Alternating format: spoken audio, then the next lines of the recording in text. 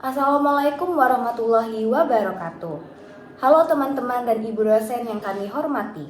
Perkenalkan, kami dari kelompok 3. Pada kesempatan kali ini, kami akan mempresentasikan materi mengenai bagi hasil dan bunga bank. Anggota kelompok kami terdiri dari Miftahul Rizko Hairunisa, M. Fikriansyah, Nova Emilia Anggita Suwingyo, Sonia Aristia Wulandari, dan saya sendiri, Erzat Anggun Sarianti. Pada kesempatan kali ini, kami akan membahas mengenai sistem bagi hasil dan bunga bank, mulai dari pengertian, karakteristik, hingga perbedaan keduanya dalam praktik perbankan. Dengan memahami materi ini, diharapkan kita dapat lebih memahami sistem yang digunakan dalam perbankan syariah maupun perbankan konvensional. Topik ini penting untuk dipahami karena kedua sistem tersebut merupakan mekanisme yang digunakan dalam dunia perbankan, baik perbankan syariah maupun perbankan konvensional. Melalui penjelasan pada video ini, kami akan menjelaskan pentingnya memahami perbedaan keduanya serta menarik kesimpulan dari materi yang telah dipaparkan. Baik, langsung saja kita masuk ke pembahasan materi. Bagi hasil merupakan suatu sistem kerjasama antara dua pihak, yaitu pemilik modal dan pengelola usaha, di mana keuntungan yang diperoleh tidak ditentukan dalam bentuk bunga tetap, tetapi berdasarkan hasil usaha yang sebenarnya. Dalam sistem ini, kedua pihak membuat kesepakatan di awal mengenai nisbah, yaitu persentase pembagian keuntungan. Misalnya, disepakati 60% untuk nasabah dan 40% untuk bank. Hal yang menjadi pembeda utama dengan sistem bunga adalah pada sistem bagi hasil. Keuntungan bersifat fluktuatif atau bisa naik turun tergantung kondisi usaha. Jika usaha memperoleh keuntungan besar, maka kedua pihak mendapatkan hasil yang lebih besar. Namun, apabila usaha mengalami kerugian yang bukan karena kelalaian pengelola, maka kerugian tersebut juga ditanggung bersama sesuai prinsip yang telah disepakati. Jadi, konsep utama dari bagi hasil bukan hanya mencari keuntungan, tetapi juga menciptakan hubungan yang lebih adil karena pihak pemilik modal dan pengelola sama-sama berbagi resiko.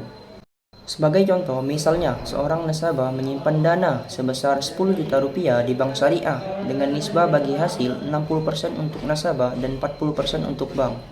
Jika keuntungan yang diperoleh dari pengelolaan dana tersebut sebesar 1 juta rupiah, maka nasabah memperoleh uang Rp600.000 dan bank memperoleh uang Rp400.000. Dan apabila keuntungan usaha meningkat atau menurun, maka jumlah keuntungan yang diterima nasabah dan bank juga akan berubah sesuai hasil usaha yang diperoleh. Adapun jenis-jenis bagi hasil, pertama adalah mudharabah. Mudharabah adalah kerjasama di mana satu pihak memberikan modal, sedangkan pihak lain mengelola usaha. Contohnya, seseorang memiliki modal tetapi tidak memiliki kemampuan menjalankan bisnis. Lalu, bekerja sama dengan pengusaha yang memiliki kemampuan finansial. Keuntungan dibagi sesuai kesepakatan, sedangkan kerugian finansial ditanggung pemilik modal, selama kerugian tersebut bukan akibat kelalaian pengelola. Kedua adalah musyarakah. Berbeda dengan mudharabah, pada musyarakah semua pihak ikut memberikan kontribusi modal dan dapat ikut mengelola usaha. Misalnya, dua orang membuka usaha bersama, orang pertama memberikan modal 60%, orang kedua 40%, kemudian keuntungan dibagi sesuai kesepakatan dan sedangkan kerugian biasanya dibagi berdasarkan porsi modal yang diberikan. Selanjutnya ada musyara'ah dan mukabarah yang banyak digunakan dalam bidang pertanian. Keduanya sama-sama kerjasama antara pemilik lahan dan penggarap. Perbedaannya adalah pada musyara'ah benih berasal dari pemilik lahan, sedangkan pada mukabarah benih berasal dari penggarap. Dan terakhir adalah musaqah, hampir sama dengan musyara'ah dan mukabarah, tetapi untuk musaqah sendiri merupakan kerjasama dalam perawatan tanaman atau kebun. Pengelola bertugas merawat tanaman, kemudian hasil panen dibagi sesuai kesepakatan. Penerapan sistem bagi hasil. Sistem bagi hasil dapat diterapkan dalam berbagai bidang antara lain. Yang pertama ada perbankan syariah. Perbankan syariah ini yaitu bank memberikan modal kepada pengusaha melalui akad mudharabah atau musyarakah. Keuntungan dibagi sesuai kesepakatan dan kerugian ditanggung sesuai ketentuan akad. Kemudian yang kedua ada pertanian. Petani mengelola lahan milik orang lain dan hasil panen dibagi berdasarkan kesepakatan. Kemudian yang terakhir ada perniagaan, yaitu Dua atau lebih pihak bekerja sama membuka usaha dengan menyatukan modal dan keahlian, kemudian keuntungan dibagi sesuai kontribusi masing-masing. Pembahasan selanjutnya yaitu dasar hukum bagi hasil. Sistem bagi hasil dalam perbankan syariah didasarkan pada Al-Quran, hadis, dan fatwa Dewan Syariah Nasional Majelis Ulama Indonesia atau DSN MUI. Dasar hukum tersebut menjadi pedoman dalam pelaksanaan kegiatan usaha dan transaksi keuangan syariah. Kemudian ada kelebihan dan kekurangan bagi hasil. Untuk kelebihannya yaitu sesuai dengan prinsip syariah Islam. Kemudian yang kedua, menciptakan hubungan yang adil antara bank dan nasabah. Kemudian yang ketiga, keuntungan dibagi berdasarkan hasil usaha yang sebenarnya. Kemudian yang terakhir, resiko dan keuntungan ditanggung bersama. Selanjutnya ada kekurangan. Yang pertama ada keuntungan yang diterima tidak pasti. Kemudian yang kedua membutuhkan pengawasan dan pengelolaan yang lebih kompleks. Dan yang terakhir yaitu perhitungannya lebih rumit dibandingkan sistem bunga. Selanjutnya, saya akan menjelaskan mengenai bunga bank. Bunga bank adalah balas jasa yang diberikan bank kepada nasabah yang menyimpan dana atau biaya yang harus dibayarkan oleh nasabah yang meminjam dana dari bank. Dalam perbankan konvensional, bunga ditentukan dalam bentuk persentase tertentu yang telah ditetapkan sejak awal transaksi. Lalu, pada tabungan, nasabah akan menerima bunga sebagai keuntungan atas dana yang disimpan, dan sebaliknya pada pinjaman atau kredit, nasabah wajib membayar bunga kepada bank. Berbeda dengan sistem bagi hasil dalam perbankan syariah, besar bunga tidak dipengaruhi oleh keuntungan maupun kerugian yang diperolehi oleh bank. Untuk mempermudah pemahaman, berikut adalah contoh perhitungan dalam bunga bank. Misalnya, seorang nasabah menyimpan uang sebesar 10 juta rupiah pada bank konvensional dengan tingkat bunga 5% per tahun. Maka, bunga yang diperoleh adalah 10 juta rupiah dikalikan dengan 5% sehingga hasilnya 500 ribu rupiah. Setelah 1 tahun, saldo nasabah menjadi 10.500.000 rupiah. Dari contoh ini, dapat dilihat bahwa keuntungan yang diterima nasabah sudah ditentukan berdasarkan persentase bunga yang telah berlaku. Secara umum, bunga bank dibagi menjadi dua jenis. Pertama, bunga simpanan. Bunga simpanan merupakan balas jasa yang diberikan bank kepada nasabah karena telah menyimpan dananya di bank. Kedua, bunga pinjaman. Bunga pinjaman merupakan biaya yang harus dibayar oleh nasabah kepada bank atas dana yang dipinjam. Jadi, bunga simpanan memberikan keuntungan bagi nasabah, sedangkan bunga pinjaman menjadi kewajiban yang harus dibayarkan oleh peminjam.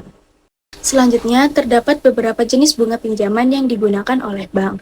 Yang pertama, ada suku bunga tetap atau fixed rate, yaitu bunga yang besarnya tetap selama jangka waktu tertentu dan tidak berubah hingga jatuh tempo. Yang kedua, ada suku bunga floating, yaitu bunga yang dapat berubah mengikuti kondisi pasar dan suku bunga acuan.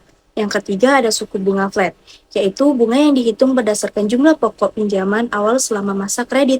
Yang keempat ada suku bunga efektif, yaitu bunga yang dihitung berdasarkan sisa pokok pinjaman setiap bulan. Semakin kecil sisa pinjaman, maka semakin kecil pula bunga yang dibayarkan.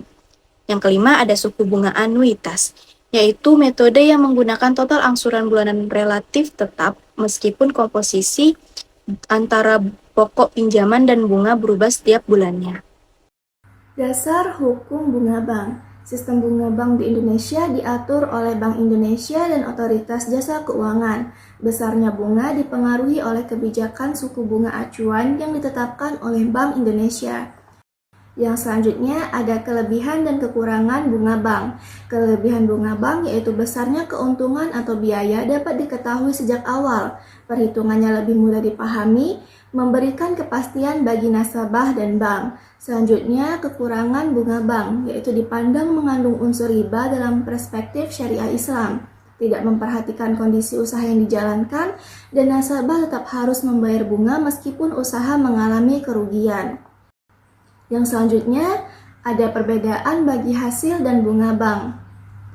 Dari aspek dasar perhitungan, bagi hasil berdasarkan hasil atau keuntungan nyata dari usaha yang dijalankan.